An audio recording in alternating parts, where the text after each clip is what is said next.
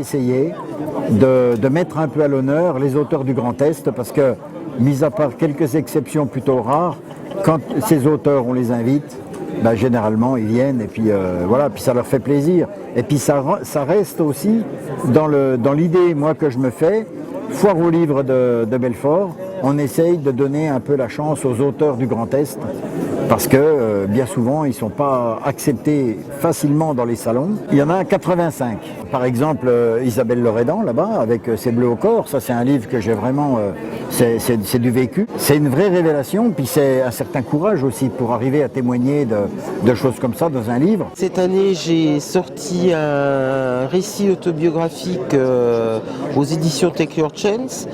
Le livre s'appelle Les bleus au corps. Il a pour sujet les violences conjugales, violences physiques, psychologiques, sexuelles, et la façon dont on peut s'en sortir et s'en remettre. Pour être passé par là, je sais qu'on a honte, on n'en parle pas. Pour la simple et bonne raison, c'est qu'on nous dit qu'on est les premières fautives, donc on prend ces paroles-là au pied de la lettre.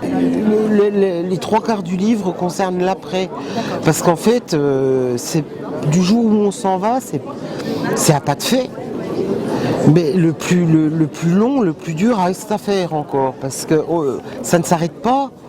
Ça ne s'arrête pas au moment du départ ou au moment où on dénonce les choses. Non, il y a tout l'après, parce que les personnes violentes, je ne dis pas les hommes, parce qu'il y a aussi des femmes violentes, les personnes violentes n'acceptent pas de perdre leur jouet si facilement que ça. C'est du harcèlement ensuite, c'est du harcèlement téléphonique, voilà, ça ne s'arrête pas du jour au lendemain. C'est un livre qui encourage aux confidences. Il y a des gens qui sont venus me voir spontanément en me disant, moi j'ai vécu des choses pas sympa non plus, je me retrouve un peu dans ce que vous racontez.